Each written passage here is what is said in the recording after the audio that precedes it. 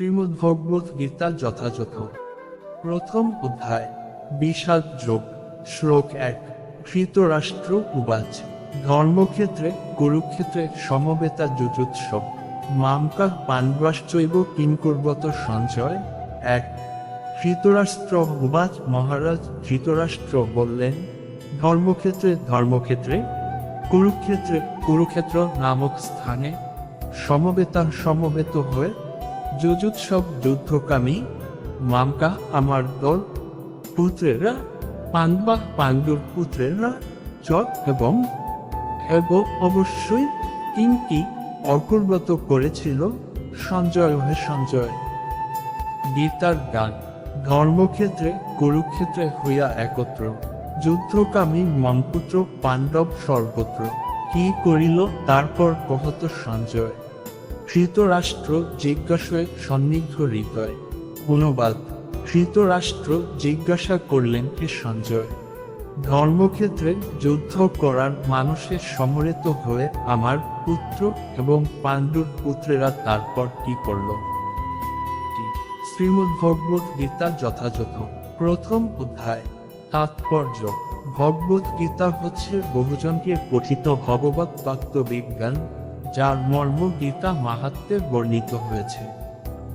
সেখানে বলা হয়েছে ভগবত গীতা পাঠ করতে হয় ভগবত তত্ত্বদর্শী কৃষ্ণ ভক্তের তত্ত্বাবধানে। ব্যক্তিগত দৃষ্টিভঙ্গির পরিপ্রেক্ষিতে গীতার বিশ্লেষণ করা কখনোই উচিত নয়। গীতার যথাযথ অর্থ উপলব্ধি করার দৃষ্টান্ত ভগবত গীতায় আমাদের সামনে তুলে ধরেছে অর্জুনের মাধ্যমে, যিনি স্বয়ং ভগবানের কাছ থেকে সরাসরিভাবে এই গীতার জ্ঞান লাভ করেছিলেন।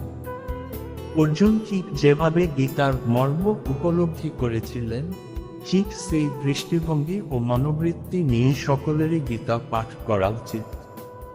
তাহলেই গীতার যথাযথ মর্ম উপলব্ধি করা সম্ভব।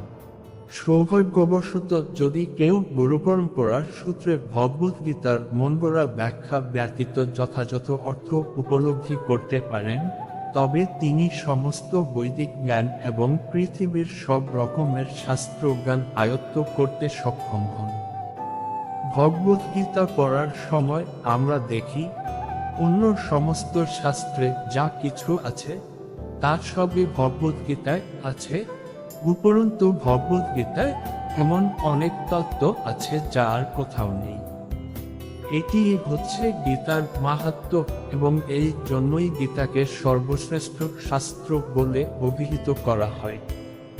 গীতা হচ্ছে পরম তত্ত্বদর্শন, কারণ পরমেশ্বর ভগবান শ্রীকৃষ্ণ নিজে এই জ্ঞান দান করে গেছেন।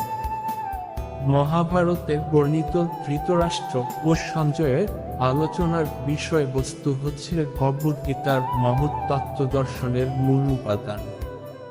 এখানে আমরা জানতে পারি যে এই মহৎ তত্ত্বদর্শন প্রকাশিত হয়েছিল কুরুক্ষেত্রের রণাঙ্গনে, যা সুপ্রাচীন বৈদিক সভ্যতার সময় থেকেই পবিত্র তীর্থস্থান রূপে খ্যাত।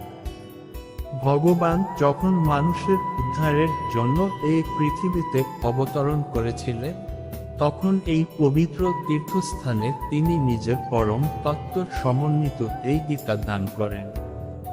এই শ্লোকে ধর্মক্ষেত্র শব্দটি খুবই তাৎপর্যপূর্ণ, কারণ কুরুক্ষেত্রে যুদ্ধক্ষেত্রে ভগবান শ্রীকৃষ্ণ অর্জুন তথা পাণ্ডবদের পক্ষে ছিলেন।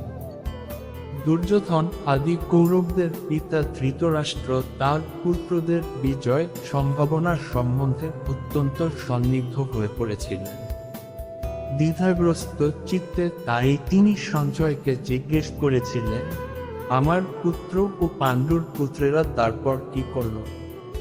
তিনি নিশ্চিত ছিলেন যে তার পুত্র ও পাণ্ডুপুত্রেরা কুরুক্ষেত্রের বিস্তীর্ণ ভূমিতে যুদ্ধ করবার জন্য সমবেত হয়েছিলেন। কিন্তু তবুও তার অনুসন্ধানটি ছিল তাৎপর্যপূর্ণ। তিনি চাননি যে পাণ্ডব ও কৌরবের মধ্যে কোন আপোষ মীমাংসা হোক, কিন্তু তিনি চেয়েছিলেন যুদ্ধে তার পুত্রদের ভাগ্য বিষাদ যোগ সুনিশ্চিত হোক। তার কারণ হচ্ছে কুরুক্ষেত্রের পুণ্য তীর্থে এই যুদ্ধের আয়োজন হয়েছিল। বেদে বলা হয়েছে কুরুক্ষেত্র হচ্ছে অতি পবিত্র স্থান, যা দেবতারাও পূজা করে থাকেন।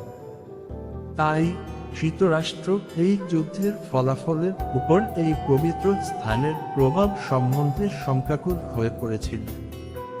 তিনি খুব ভালোভাবে জানতেন যে অর্জুন এবং পাণ্ডুর অন্যান্য পুত্রদের উপর এই পবিত্র স্থানের মঙ্গলময় প্রভাব সঞ্চারিত হবে, কারণ তারা সকলেই ছিলেন অত্যন্ত ধর্মপরায়ণ। সঞ্জয় ছিলেন ব্যাসদেবের শিষ্য, তাই ব্যাসদেবের আশীর্বাদে তিনি দিব্যচক্ষু প্রাপ্ত হন, যার ফলে তিনি ঘরে বসেও কুরুক্ষেত্রের সমস্ত ঘটনা দেখতে পাচ্ছিলেন। তাই ধৃতরাষ্ট্র তাকে যুদ্ধক্ষেত্রের পরিস্থিতির সম্পর্কে জিজ্ঞাসা করেন। পাণ্ডবেরা এবং ধৃতরাষ্ট্রের পুত্রেরা ছিলেন একই বংশজাত, কিন্তু ধৃতরাষ্ট্রের মনোভাব এখানে প্রকাশ পেয়েছে। তিনি কেবল তার পুত্রদেরই কৌরব বলে গণ্য করে পাণ্ডুর পুত্রদের বংশগত উত্তরাধিকার থেকে বঞ্চিত করেছেন। এভাবে ভ্রাতুষ্পুত্র বা পাণ্ডুর পুত্রদের সঙ্গে সম্পর্কের মাধ্যমে ধৃতরাষ্ট্রের বিশেষ দৃষ্টিভঙ্গি হৃদয়ঙ্গম করা যায়। ধান খেতে যেমন আগাছাগুলি তুলে ফেলে দেওয়া হয়, তেমনি ভগবদ্গীতার সূচনা থেকেই আমরা দেখতে পাচ্ছি কুরুক্ষেত্রের রণাঙ্গনে ধর্মের প্রবর্তক ভগবান স্বয়ং উপস্থিত থেকে ধৃতরাষ্ট্রের পাপিষ্ঠ পুত্রদের সমুদ্র উৎপাটিত করে ধার্মিক যুধিষ্ঠিরের নেতৃত্বে ধর্মপরায়ণ মহাত্মাদের পুনঃপ্রতিষ্ঠা করবার আয়োজন করেছেন। বৈদিক এবং ঐতিহাসিক গুরুত্ব ছাড়াও সমগ্র গীতার তত্ত্বদর্শনের পরিপ্রেক্ষিতে ধর্মক্ষেত্রে ও কুরুক্ষেত্রে এই শব্দ দুটি ব্যবহারের তাৎপর্য বুঝতে পারা যায়।